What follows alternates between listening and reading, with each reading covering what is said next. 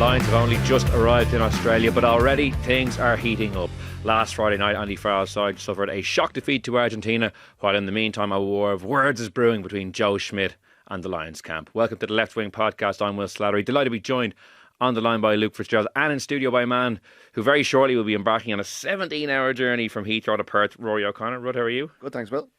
What are you going to do for 17 hours? It's going to be kind of getting talking points ready for the next couple of weeks, couple of shows. No, the the latest season of White Lotus is on the Qantas menu. I've already had a little look at what's awaiting me, so I don't have Sky Atlantic anymore, so I'm going to go watch that a little bit and then hopefully sleep a little bit along the way. So we'll see. I've done a 17-hour flight once before, and the unfortunate thing is they don't actually clean the plane or the toilets until the end of the leg. So by the end of a 17-hour flight, it's pretty grim. It's a pretty good, strong window into the human condition. So it's going to be a bit of a grueler, but we'll get there. The longest journey I did was to the World Cup in 2011, and I just played Tetris for so long on the flight that by the time I arrived, like everyone's features was like blending into like Tetris blocks, and I was like, so do not do what I did. Maybe show on a few movies. A real rugby geek would be like laptop open, watching like every Australia match Joe Schmidt has coached. So then when you hit the ground in Perth, you can really get going. Yeah, I do have Friday night's match downloaded, and I have the documentary about the Wallabies at the 2023 World Cup. I have a couple of episodes of that. Now, it's not, I don't know how relevant that is, but I think it could be quite entertaining. So don't worry, there'll be a bit of rugby in there as well. But I mean, it's going to be pretty intense once they get out there. So yeah, no, I'm looking forward to chatting to you once you get on the ground over the next couple of weeks. Luke, you know, the three of us were all at the match last Friday. I know you were doing some Lions punditry duty. He was the busiest man in the Aviva. I know, yeah. You were you're really cashing in on your Lions fame, and rightly so. Although I don't know. I thought that was just the love of the game. I was going to say, I put up a Gary Owen. I just realised, like, during the week, I was like, I don't think I've kicked a ball, like a rugby ball, at least in, that's about 6-7 years. Seriously, wow. Shocking stuff. Yeah, looked all right. Still got it. It was fairly. In fairness, I didn't want to shaft him. He'd come all the way out. It's like I think he'd catch 3 balls at once. Was there a prize? One after the other while he had the 2 in hand. So I was like, well, I'm not going to like lash up a Gary Owen so that I ruin his chance of winning. I don't think he won a jersey or something. But well, I'm not sure who had the trickiest night on Friday. Was it the Lions who lost to Argentina? Was it myself and Rudd who had to record 3 podcasts, all of which kind of are lost to history? Or Luke, who a bird shot in your head, I believe, during the broadcast as well? Just before I went on, we were kind of laughing at all the pigeons. Like, there was so amount of shit. Like, it was like all along that kind of circumference of the kind of the pitch or whatever, kind of basically where we were and where we were standing, and we were kind of trying to avoid it. Saying, I wonder now, will one of us get hit during the commentary? Like, wouldn't that be hilarious? And literally 2 minutes later, boom, straight down the top of the head. Tempting fate. Yes, certainly. So no, it was a fun night. It was good to be great to be invited. It was kind of directly through the Lions. So I actually thought they did a really good job of promoting the gig. I thought there was a good atmosphere in for the game, pre-game. You could see they put a lot of thought into it. I thought the atmosphere was actually really, really good. I mean, like, obviously the match, we'll get into the match, but it was a lot of fun on the stage, and the band was good. I thought there was some pretty, actually, I thought it was a pretty good rugby match. I think lots of errors and stuff, but you kind of would have expected that with 2 teams that haven't played for a while. So it was a lovely night, great weather. Crowd was in good form. I thought it was great. Will, don't know, did you guys enjoy it? Yep. I thought it was a phenomenal atmosphere, and it shows I suppose, you know, as much as the hype around Lions season, Rudd, can be a bit overwhelming and off-putting to some, like, there is still a huge groundswell of people who are interested, and it shows the potential outside of the actual test series as well. Like, you know, I thought we might have been chatting off air about, like, France maybe being a possibility at some stage, like how great that would be. And I think these pre-tour send-offs are definitely here to stay. Like, there's such a roaring success for the majority of supporters. Not even supporters, like myself and Keane were saying, we'd never been to a Lions game. I know you've been lucky enough to go to a couple of tours at this stage, and Luke obviously went as a player, but like I've never experienced that, and I know it was just in the Aviva, but it was still brilliant. I feel like there's a lot. It was a real successful day out for the brand, I thought. Like, I did have a moment, and I may have said this on one of our many podcasts on Friday, but where I looked around and I saw the kind of Lions grandees, and like, Luke, how did you end up having to talk on the pitch when like Jamie Roberts was drinking pints up in the stand? Like some of the former players were having a less stressful evening, but like the Lions grandees in the stand, a stadium bedecked in new gear. Someone somewhere must be, because everything is up in the air at the moment with this franchise league and the future of rugby and all of these sort of stuff. And you just wonder if someone somewhere was kind of going, how do we do this? Like, I know it's the fact that it's only once every 4 years is what makes it special, but I guarantee there's someone somewhere going, how can we make this franchise play more home games? And how can we make this a thing? Now, I don't know if it's ever going to happen, but I was just thinking, like, could you get a Lions franchise into R365? Is there going to be a spin-off? I don't think it would work. I think what makes it special is what makes it special. But there was something magic about Friday. The whole, like, the Aviva has never had a better atmosphere for a rugby match. Maybe the Champions Cup final in 2023. It was better than maybe the All Blacks games. But that's more because the game takes over and the crowd gets into it because of the game. This was like a 2-day event. The city centre was packed with red jerseys. It was like a World Cup event. It was like a World Cup crowd. It wasn't as, it was pretty corporate in terms of the fact that, like, the tickets were very expensive and there was a lot of sponsors, and Howden, the chief sponsors, took over the Lansdowne Rugby Club and for 2 weeks, I believe, and even the members couldn't get in, but they had a bar there. So there was loads of corporate, but it didn't feel corporate, if that makes sense. And it was a really good atmosphere. The fans were really engaged in the game. I know they drifted a little bit in the first half when Argentina got on top, and then Argentina delivered something special as well. So it was a great success, and I would have been a little bit cynical about it going in, because these home games are about making money for the Lions, but it's also, when you flip it, an opportunity, as you say, for people to come who can't afford or don't have time or whatever. Life doesn't allow you to go to Australia for a couple of weeks, and because these things happen every 4 years, it's very difficult for, like, there's going to be, I think, 40,000 going down.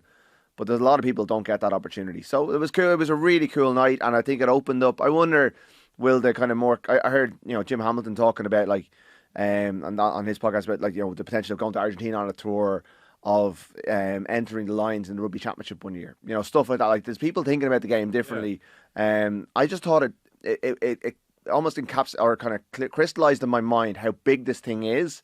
And I think the money man will be like, hang on, why are we doing this every 4 years? We've got to make this work. Now, you take away the specialness of that, you maybe lose the specialness of the brand. But I'm not surprised that people are kind of reacting to Friday night with this outside the box thinking, because honestly, I've never seen, like, we work in Talbot Street, I was walking from the ground, like, even around here, because obviously a lot of people have come over from different countries, they were probably staying in the city centre, but like pubs around here, which wouldn't be, associated with rugby matches, even when the game is in Croke Park, were packed with Lions fans. I've never seen such a sea of, like, one colour in this city for any match. Like, people might think that sounds really hyperbolic considering the sporting events. A little bit of All-Ireland final day. You get not one team, but you do get the city taking over, and internationals. In fact, maybe not around here on Talbot Street, but, like, an international Saturday you do with the kilts, the Scots over the kilts, the Ireland jerseys.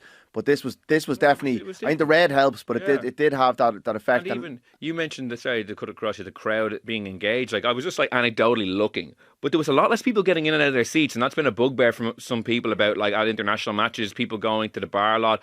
Obviously, there was a few people buying pints, but, like, I was marveling in the first half, right across from us where we were in the press box, the opposite side of the stadium. There was very few footfall. Everyone was sitting in their seats. The game really contributed to it because it was such a belter right from the off that it kind of sucked people in much more than I thought it would. I thought it would feel more of a end of season kind of pre-Lions thing. Exhibition. It felt like a proper test match, especially as the game wore on. Luke, I'll bring you back in. Like, the game itself, like, from a Lions perspective, obviously there's going to be a huge cohort of players pressed into action this Saturday who weren't available last Friday. But from what the team that was picked, what you saw from them, what you didn't see, what did you make of the performance? Yeah, look, I thought there was some decent stuff. The obvious areas were probably areas like, in hindsight, you probably expect. Like, the line out obviously didn't function really that well at different, at moments, which I think was a little bit of a catalyst for that little bit of uncertainty, maybe, and not panic that set in, but that didn't help. They got themselves in some decent positions, and then Cowan-Dickey, like, they had kind of a few that were very clearly, Itoje was up in the air and he just overthrew it, so that was that kind of fed in a little bit. I thought the scrum was very good, which is very positive. And I thought they had some nice shape actually at different times for a team that was only kind of just cobbled together. Like, My sense is that they'll improve quite a lot, Will. I mean, if you think about who he had to pick from, you could see a way for them to win the game, but it still felt like, there was a restriction there and there wasn't as much balance as there will be. Like, I think he'd probably pick a bigger six. Whether that's Chesham or I don't think he'll move Byrne, but he might move Byrne to 6 maybe. And then obviously Conan comes in at 8 as well. For me, I think he's the only real natural 8 that they have there. And then you've got a few options at 7. Whether you go with Curry, who, I didn't think he looked that fit, actually, weirdly enough. I thought that was one thing I did notice. I thought the Lions looked a little bit leggy at times. That was a quick enough game. And it was a hot match, and I'm sure there was lots of nerves, but they want to hit the ground running a little bit and get up to speed quickly. I think they've got enough time to do that. But a bit of a jumble of thoughts. Look, Marcus Smith doesn't work at 15 for you. For me, like, he's very exciting going forward, but to me, he only ever makes it in onto your bench in case you want to change the game, because he's good in open field. And if you have a lot of ball, if you had pressure on, you need to break a team down, he could be useful for you there. But he's too small and can't, not a good tackler, really. He puts the effort in, but just a small guy. And then, I don't know where Van der Merwe fits in. That's an interesting one. And Freeman, I really like, but I thought he had some very bad defensive stuff on the weekend. That was particularly bad for that try in the first half, where he kind of gets caught, kind of ball watching, and the ball just goes across him. It's a kind of an easy finish for the RGs. But that's a lot of thoughts. I think the team will be more balanced. I think they'll get fitter and they will improve across lots of different facets of games. So I thought it was generally a positive start, guys, and that was a really good test for them. That's my worry now over the next couple of weeks, is where do they get the next test before the real test matches against Australia? We haven't talked about the Joe Schmidt stuff, but that would probably be my big concern about this team, is that the Aussie franchises are, look, they've shown signs of improvement, but they're pretty weak, particularly without their Australian internationals. So, a lot of thoughts there, Will, but overall, one sentence, thought it was a good showing and very worthwhile. Just the point that Luke makes about being tested, and I'll read out Joe Schmidt's comments, because basically the Lions CEO Ben Calvary.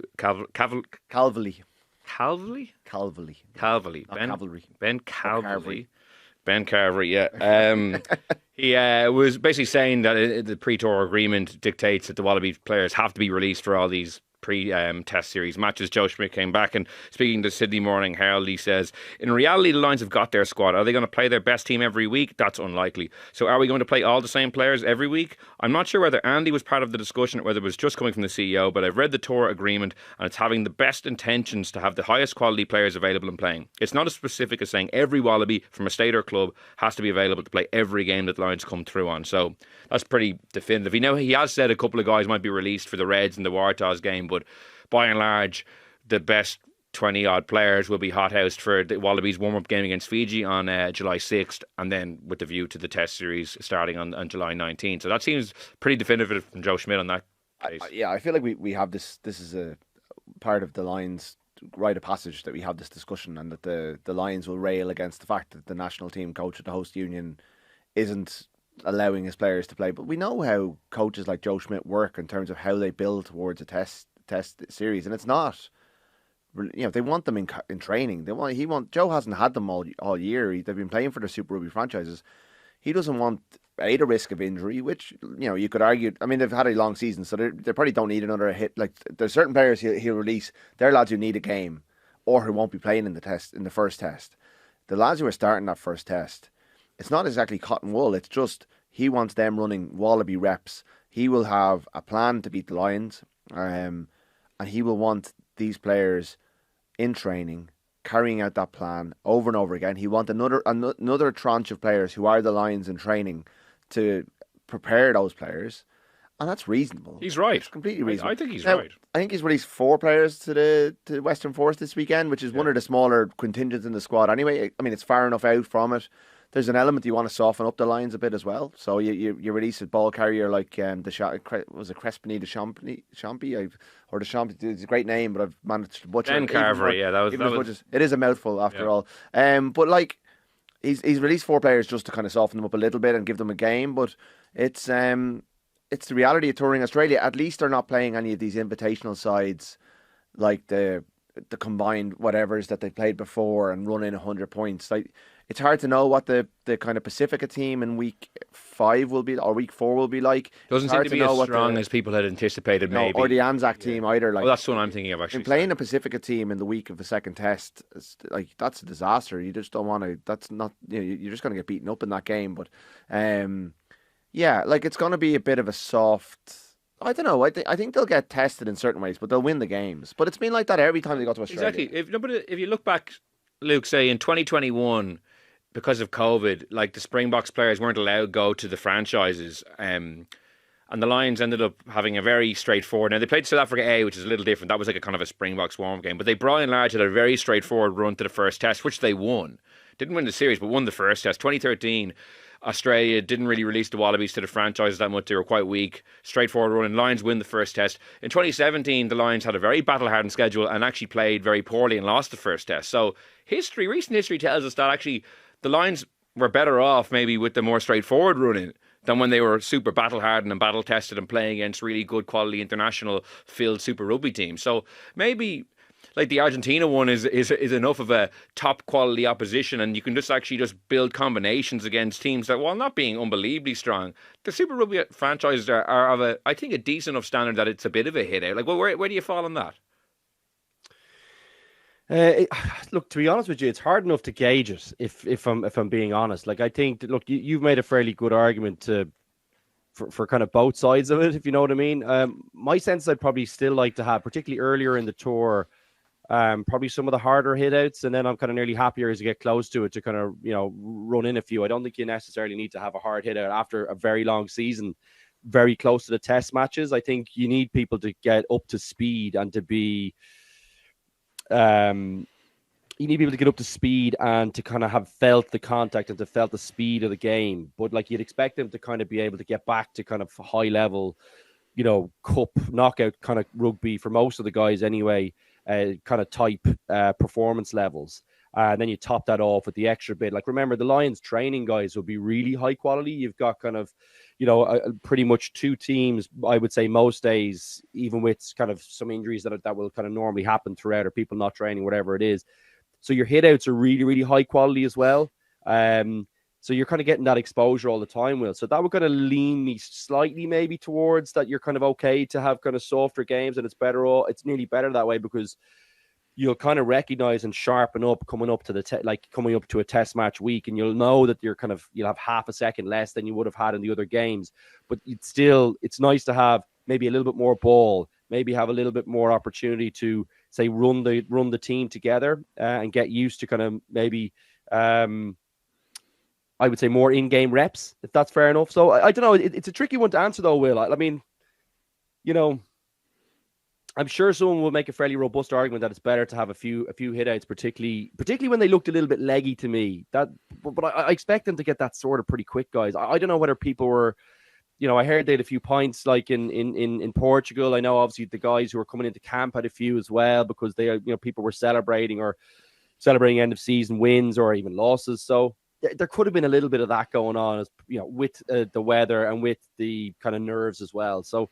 I think they get all those things right, guys. I don't know. Any other view on that, Rods? Am I No, I think spitballing a bit? Well, we don't know. This is the beauty of it. Like it's so hard for them to do it. It's why it is such a great challenge, and there is no perfect formula, because there's each time you do it, it's different, and you're going to a different country. So what's right for South Africa in COVID isn't necessarily right for Australia in 2025 with the strength of what they have. What worked for Luke's team in 2009 to be so competitive against that brilliant Springboks team doesn't necessarily translate 4 years later. So we don't know. And ultimately, one of the flaws and the imperfections of the Lions is that they want to play against all the Wallabies in these build-up games. And I'm sure the franchises would like to have them as well to sell tickets for these games.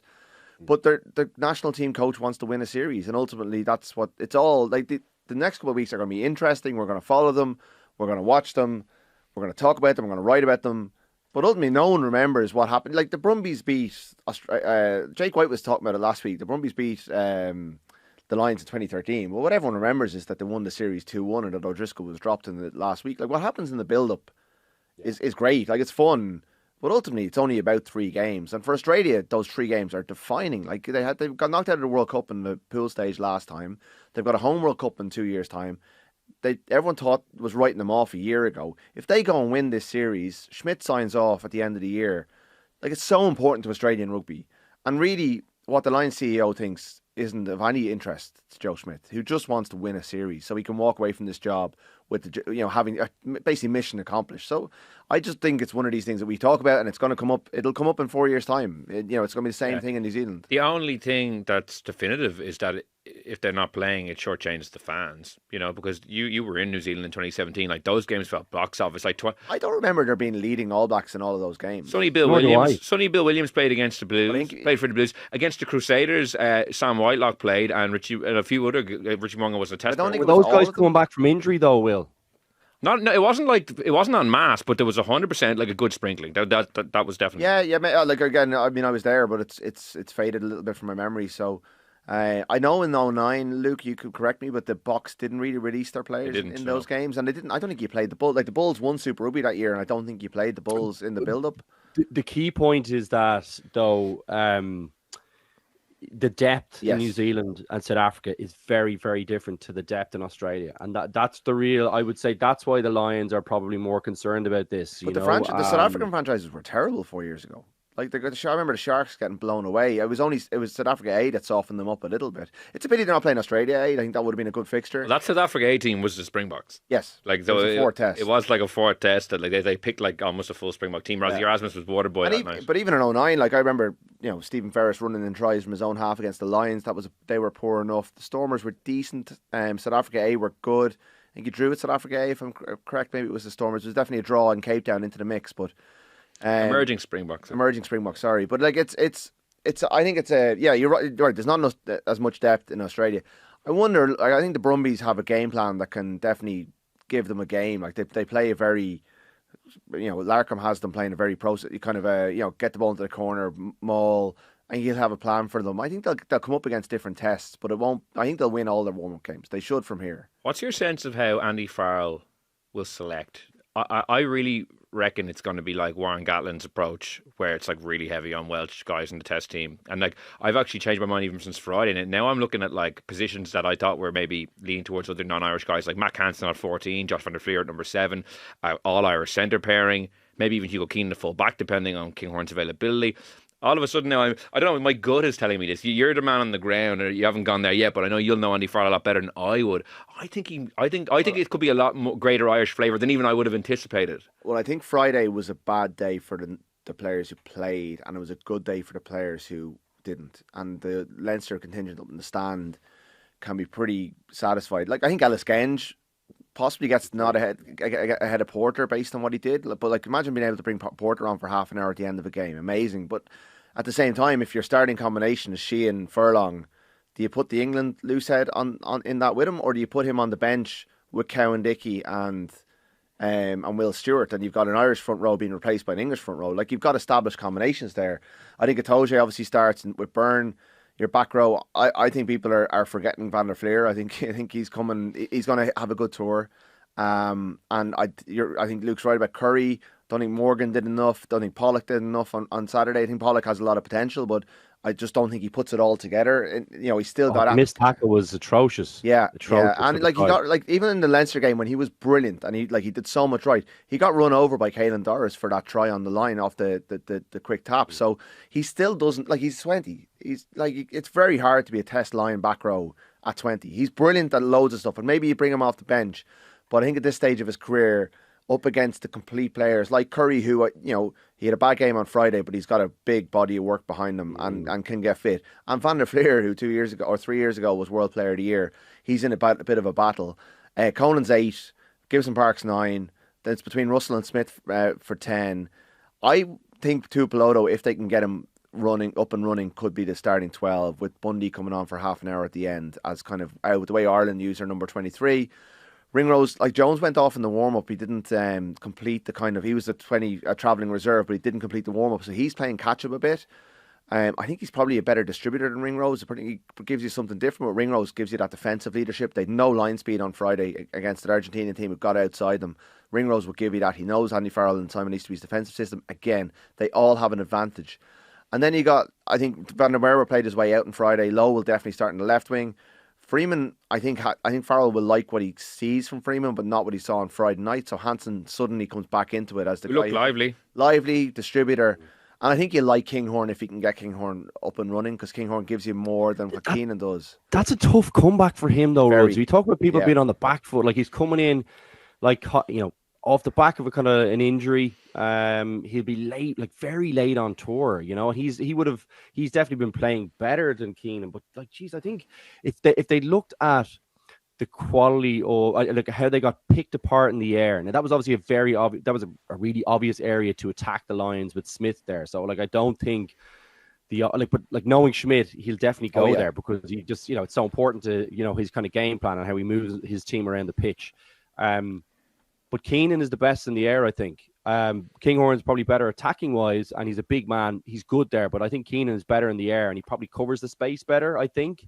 I don't know. That's a tight call for me too. And then all of a sudden you're kind of going, well, actually, who gets in? Well, I would say one thing. I'm not sure Morgan is out.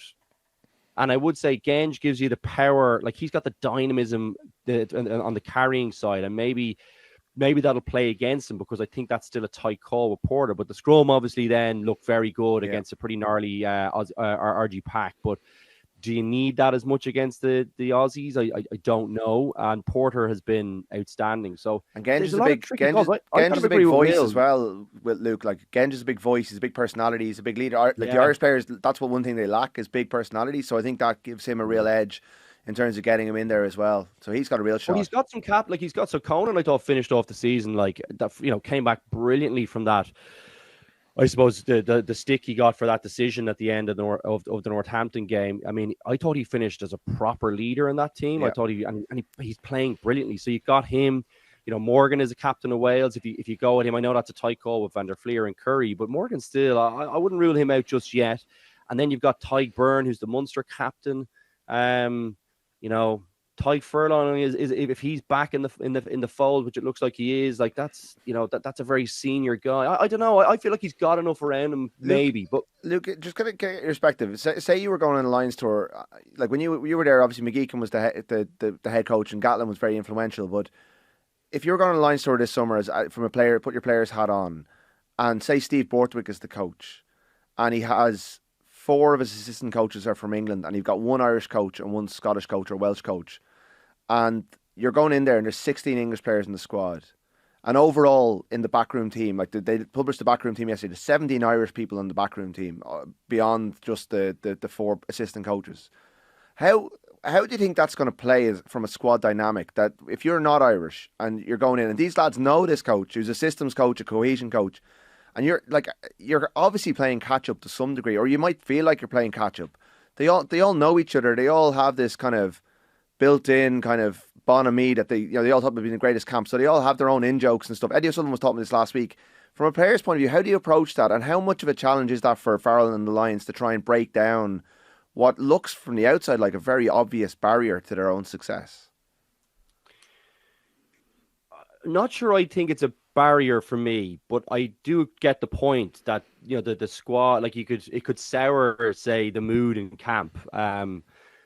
If it's not dealt with. And I think you probably just have to force people to say, so it comes down to really basic things for me, Rhodes. It's, you know, making sure that everyone has a fair shake and feeling like they got a fair shake, which is really difficult to do because there will be like obvious advantages. The Welsh guys had a massive advantage in pretty much on all the tours that Gatlin was the boss. Yeah. Like it's why I never think that the Lions coach should actually come from one of the home nations. I know I love Andy Farrell. Like he's obviously an unbelievable coach.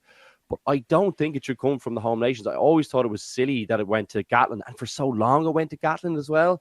That was always, I never really got that, to be honest with you. And then, yeah, look, it comes down to basic things. The rooming list, like make sure guys are swapping all the time so that you're kind of forced to have these kind of interactions with different people from different backgrounds. So there's kind of that bit of crack. And, you know, once you're room with different people, you kind of go for coffees with them and then it kind of breaks down the barriers and you all feel like you're heading the same direction. And then training, you know, you probably have to be conscious that you're not being too harsh on guys, even though you need guys to get up to speed quickly, that you kind of give them a little bit of leeway early to get comfortable with the system. Make sure the Irish guys are maybe you pair them off for video sessions after training. You say, here, listen, will you spend a bit of time with such and such, and just let them know what the thinking is on this, and then making sure that you're listening to all the different ideas from the different countries, which is all very difficult things to do in such a short space of time. So there's loads of ways you can do it.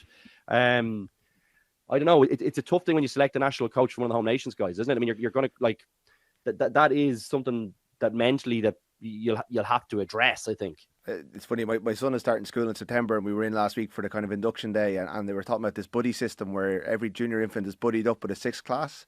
So maybe they need to, like the Leinster players are the sixth class lads, and Jack Conan has to hold Marcus Smith's hand and talk him through the funny thing is like the question you asked, Rud, like there's been 2 Lions tours, 01 and 05 in particular, where the English contingent far outstripped everyone else. And they're probably the 2 tours where even Martin Johnson at that live show with Joe, talking about 01, when they played some good rugby, was like, oh, the vibe wasn't good on 01. And everyone knows about 2005. Like that could be its own film. Like they're doing a film about Saipan. They should do a film about the 2005 Lions tour. I feel like there's so many characters that could easily be Alistair Campbell. Alistair Campbell, yeah. I'm sure he'll do a podcast on it. The rest is Lions, I don't know. Rud, but Rud, what do you make of the dynamic flip where it's usually like England or it has been Wales under Gatland with the huge contingent? Now it's Ireland. Like that's going to be a different dynamic for the other players too. Like they're not used to kind of being like I suppose outnumbered by the Irish. You know, that's a new dynamic for everyone. Yeah, and the media contingent is far bigger from the UK than it is from Ireland. There's only 4 Irish national journalists going over, as far as I'm aware. There'll be a lot more, and you hear it in the Sunday Times 2 weeks ago had a story, I did a kind of Q&A panel thing with, I think it was Delalio, Warburton, Stephen Jones, and Stephen Jones said there's too many Irish going on this tour, and Warburton didn't disagree with him, and Warburton was the captain of 2 very Welsh-heavy squads. And like, but what, thought Warburton should have been captain for like that was nearly embarrassing at one point apparently on tour. Well, but it didn't. That was such a Gatland decision. Sorry, that's such a cheap shot. I'm pissed off now. I heard there's too many Irish. That was such a cheap shot. But genuinely, I'm not saying that there's no. I'm not accusing my English colleagues of kind of being anti-Irish at all. But naturally, they're the biggest media contingent, and there's a kind of a separate media over here, and there's this big perception of Ireland, who are the least media friendly of all the unions, coached by an English guy.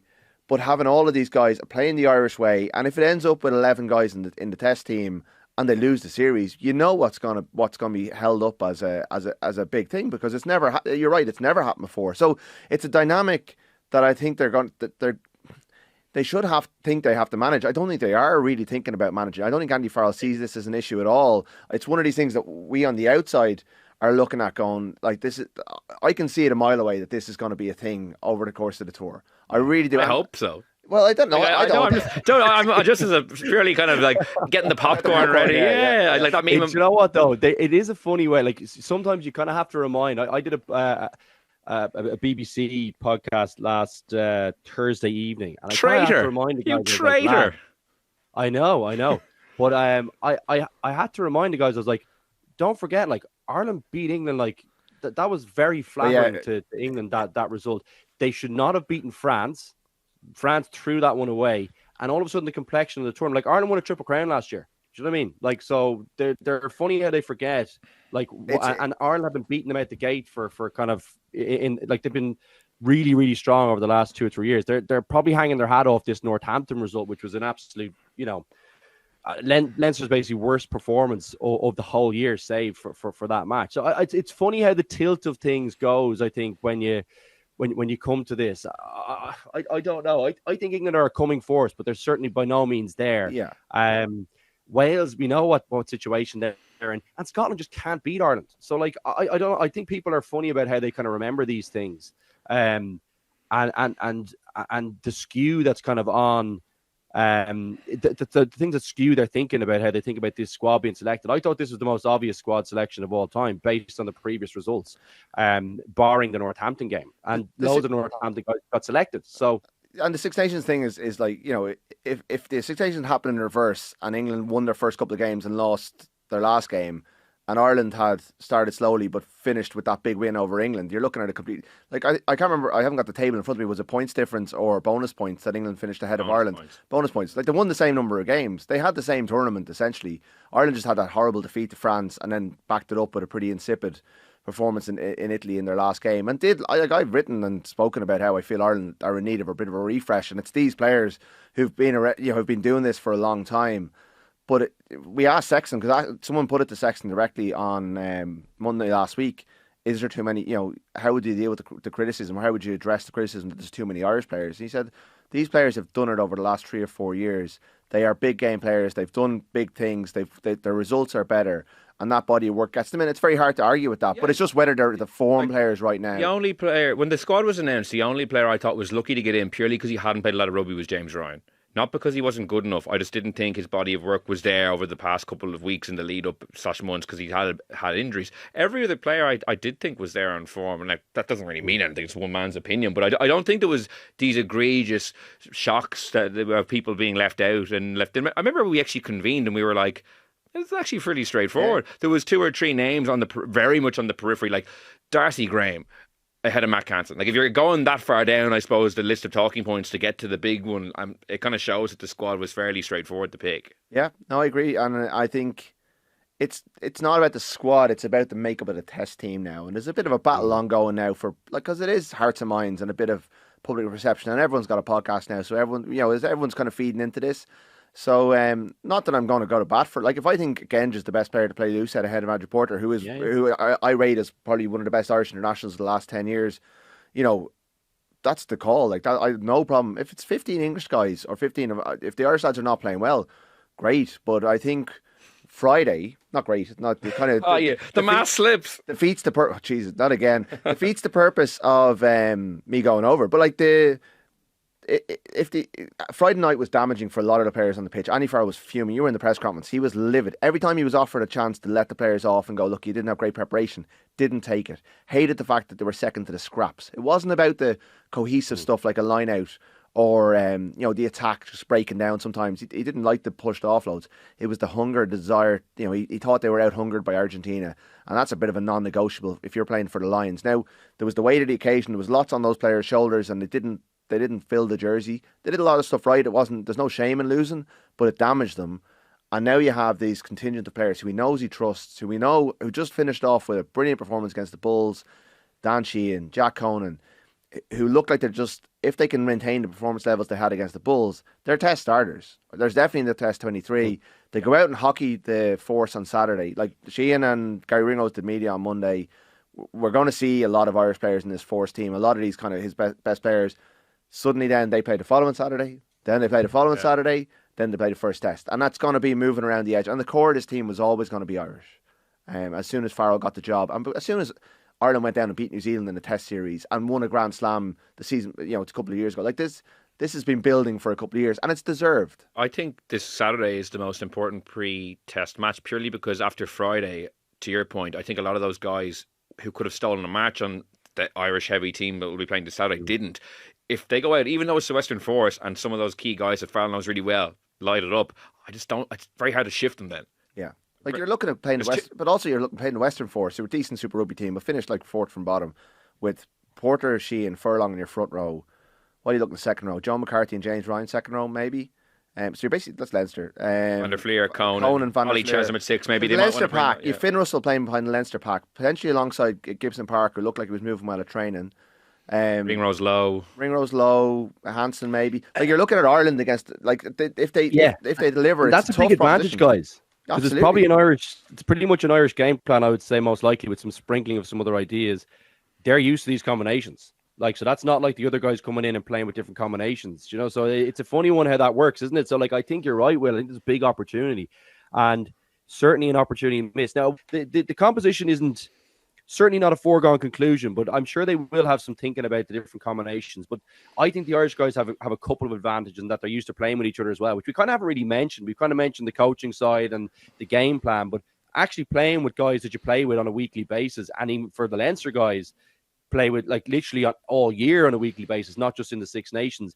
That makes a big difference, I think. So there's a couple of advantages to having a big contingent from same country, but even more so for same club.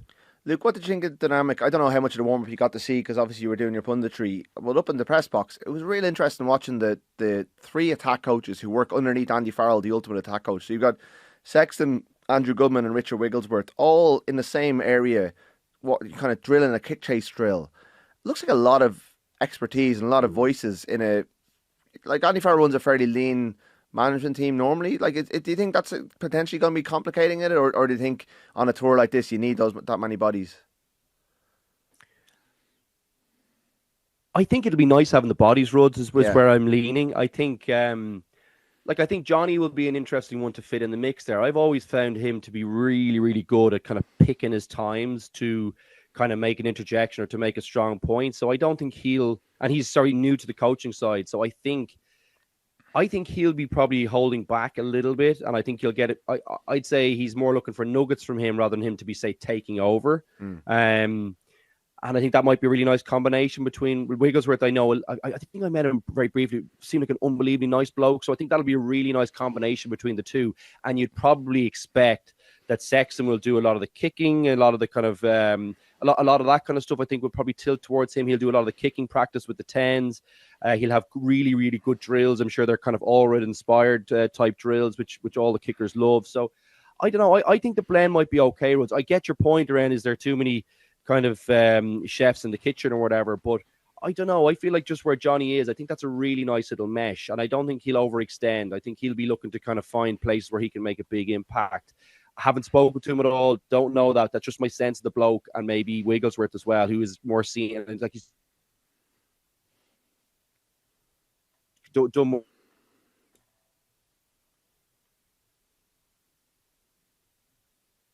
coaching side at him. So doesn't seem like a guy, this is my area. I'd say he'll get that kind of blend right, but I expect the two personalities to do that. I think that'll be a real bonus for the Lions, to be honest with you. And I think as well, if the team does have to separate off for a day or two in the different areas on the tour, I don't know how they're structuring that. It'll be handy to have a few more bodies on deck, I think, from a coaching staff perspective. So just a few thoughts on that one. I think the personalities actually might mesh really well. Johnny's been running 10 in training as well. So when they were down bodies, Finn Russell was saying he was playing alongside him.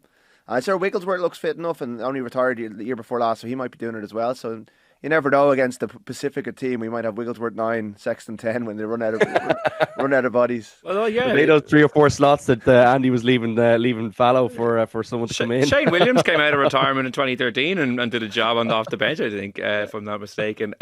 Speaking of coaches, Rod, like the Schmidt-Farrell battle subplot dynamic is really interesting. It's funny, when it was first announced that Joe was going in, this was circled and it'd been kind of in the background. Now we've been talking about so much of this stuff. Now we're kind of finally you're going to Australia, obviously. It's really coming back front and centre, especially with Joe's comments. I'd be interested to hear what Farrell might say if he's asked about this. Joe talking generally off the back of his comments last week about the Southern Hemisphere partnership too. How do you kind of assess, I suppose, where the two of them are? Who is the better coach? Who is the better... You know them both so well. I don't know if you weren't coached by them. I just mean, what's your perspective from having covered them both at length, having talked to them both so often? They're very different, and I'm not in a position to judge who's the better coach. But Joe, I think a lot of Andy Farrell's success is built on what Joe put in place with Ireland over the course of his nearly a decade in charge, and he took it. He, having been there for the last 3 years of it, he went, I don't like this stuff, the hyper intense, over serious environment. I don't like the overprescribed game plan. I'd like a more athletic profile of player. I don't necessarily want... I want a kind of a bit more freedom in terms of how... But I'm going to keep all this really good detail. And he took it on. And if you compared our win percentages with Ireland, Andy Farrell has a better win percentage. But I think he was starting from a stronger base, because while Declan Kidney had great success with Ireland, it had gone a bit south, and he didn't have this. Joe and Nusafora and the provinces developed more players, so Farrell was picking from probably a stronger base of players as well when he took over. I think Joe he's almost built for something like this in terms of being able to design a plan to take down an opponent, whereas Andy Farrell, I think, well, he obviously gives every opponent... He barely talks about the opposition in the media, and I don't think he's going to get involved in any sort of... Like, if you ask him about Schmidt's comments, he'll just shrug and change the subject almost. But I think he builds...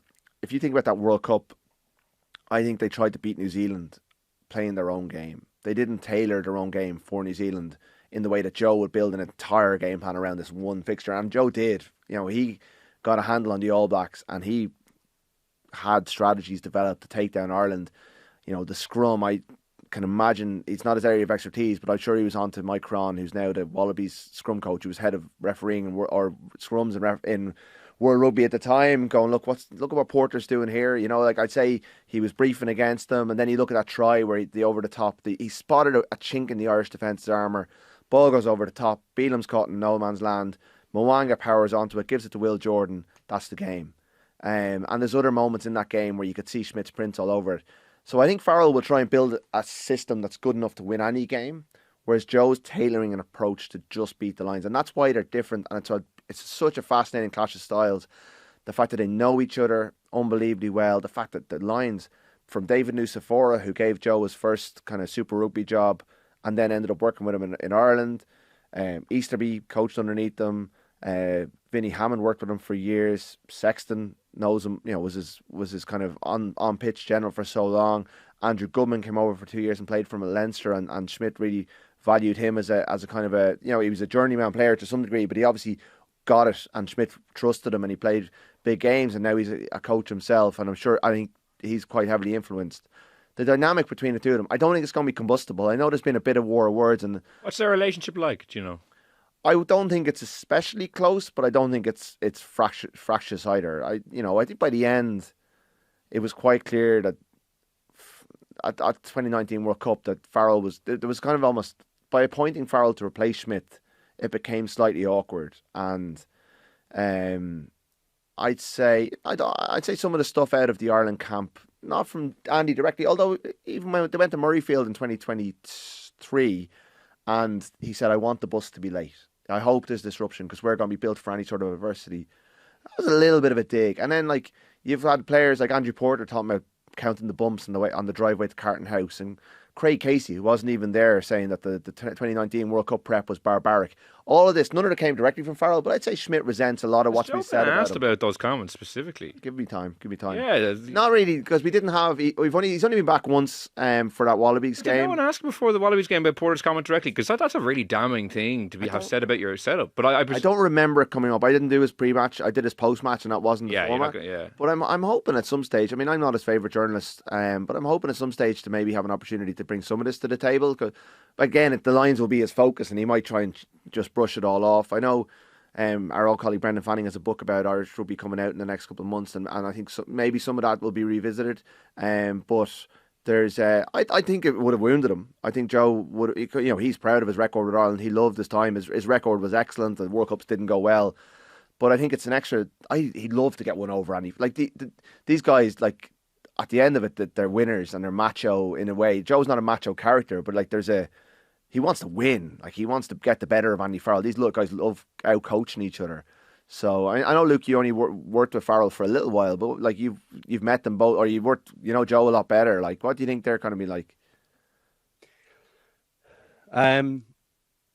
Yeah, I don't know. If you're in camp, Joe is kind of a macho-y type guy. I know it sounds like a weird thing to say, but it's more the mental side. Like, he's just relentless. Like, he's absolutely relentless, And I think, he probably doesn't have the same presence as Andy. Andy's just kind of, you shake the guy's hand, you're kind of going, oof, like, here's a serious, this guy means business, that kind of way.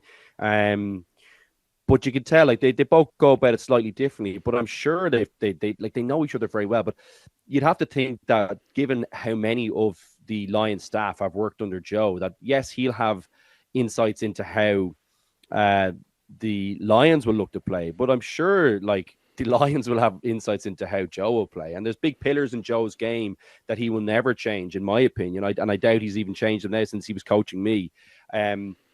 The argument is that they're the fundamentals. You should probably never be changing most of them anyway, would be how I view it. But that's a different conversation.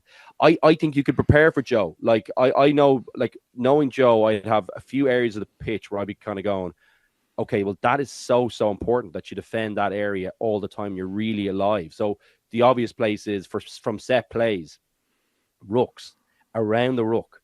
Like, he's going to be trying to move people around with kind of rucking techniques and with kind of deception. And then he's going to have kicking options out wide off them. So he's going to try and drag someone off somewhere somewhere else on the pitch and then move it back with someone that you don't expect to be on the wide side. He'll have all these good things, and the guys will know it even better than I do. Like, that's just off the top of my head saying, okay, if I was prepping my team they are areas where I would be saying, like, let's really focus in here. He's going to be targeting here. But the rest of it is very much kind of big fundamentals. So, like, the shoe, that shoe is kind of on both sets of feet, if you know what I mean. I think they'll both know each other very well. It'll be intriguing to see who kind of comes out on top, or if someone has a very, very clear idea that they can execute over the course of the test match series and really show up a weakness in the other coach. I'm really looking forward to kind of watching that. Now, my sense is that I think the Lions will have the edge because of the resources they have, like this, the depth in the squad and the power all the way through. I think they'll have a better bench. And like, will they be able to kind of force their way or kind of bludgeon their way to success? You know, it might be nothing Joe can do about it, no matter how prepped the team is. But it's a really intriguing debate. Both of them, I think, the key point to answer your question directly and to circle back on it, they're both kind of macho guys in just slightly, just in different ways. Like, you'd be as fearful of Joe as you would be of getting on Andy's wrong side, I'd imagine. Now, Joe doesn't have that threat of a dig that might finish your life, but and Farrell certainly looks like he has that. Honestly, I was interviewing him before the English game, and I said, Jesus Christ, you know, he feels like a proper big, like a Backy's boat, the kind of type handshake or Shock Burger handshake, you know, like he's a bit of a warrior of a man. But Joe would strike the fear of God into you as well. I'm serious. He just, the detail, he could expose you so badly at a meeting for something that you didn't even know you did wrong. But it's definitely you did wrong. You know, he's a great handle of I think the game. So, great battle, great for the fans. I actually have to say, I agree with Will. I'm loving the little bit of war words. I just think it really adds a little bit of spice to it. I hope Andy does bite on one or two things of it, because it would make for a great little subplot, I think. Yeah, it is a great subplot. As I said, obviously it was front and centre when Joe was appointed, but now that we've kind of come to the eve of the first game in Australia, it's just really bubbling back up, and it's really kind of exciting me, especially after last Friday. Just before we finish up, Rod and Luke, you know, I'll go to you first. Rod, anything else you want to touch on before you fly out to Australia? Any other talking points or subplots or anything you think is particularly relevant that you think we should discuss?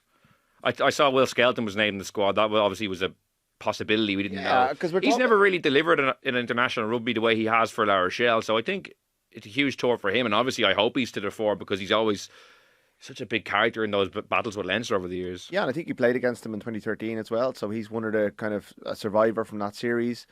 The question, like, I mean, ultimately we will focus in on the coaches and we'll talk about that an awful lot, but who's got the best players? That's a big question. And Skelton, we've seen, is capable of being one of the best players in the world, but it's been a while, and it's whether Joe can get him into shape and into system, and whether he can buy into what Joe wants of him. I can see him having a bit of a 20-minute role at the tail end of games when you're bringing on a, 150 kilo man with all that size into a game that's still in the mixer. He can be a difference maker, and I think Australia have a lot of difference makers. Like Su'Alihi is a potential star of the series, and when you look at the lines being cleaned out in the air on Friday night, I know Schmidt was part of it, but the two wingers didn't do well in the air either, and Freeman's known for being a good aerial player. Van der Merwe less so. Freeman was okay. Like, there was a few that were pretty hotly contested, I thought, but he did well on a few. He won a few good ones too, though, didn't he? I thought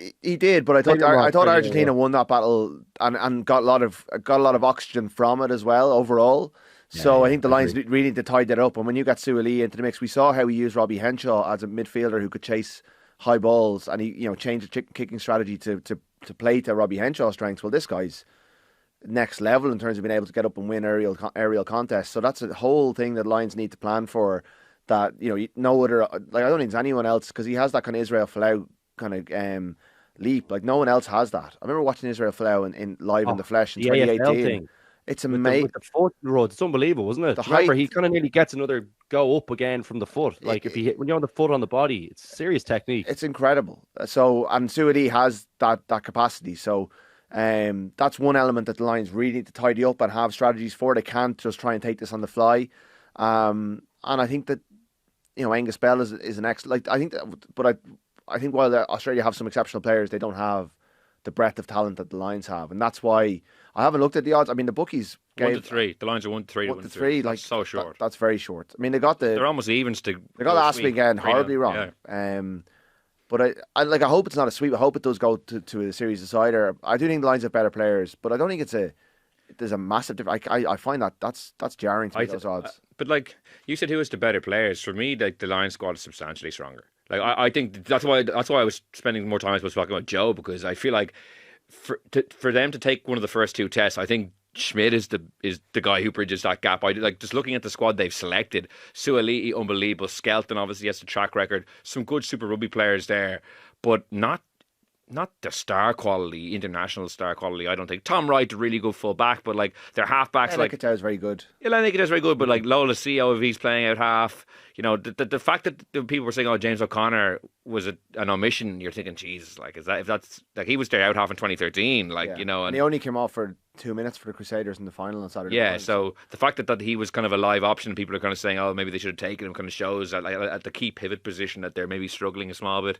They do have some, like their back row, you know, Rob Valenti, I'm a really big fan of, like Harry Wilson, Fraser McRoy. These guys are good players. I'm not saying they're not good players, but if you're going up against, say, like, you know, the best of four teams, and one of the teams in Ireland who we think have been pretty good over the last couple of years, I just think there's a decent disparity. Not that it can't be bridged. I do expect the games to be very competitive, but I would be surprised at this juncture if they lost one of the first two tests. But that not shocked either. Luke, I'll give you the last word. Anything you want to bring up before we wrap? Anything ahead of the next 6 weeks that is catching your eye?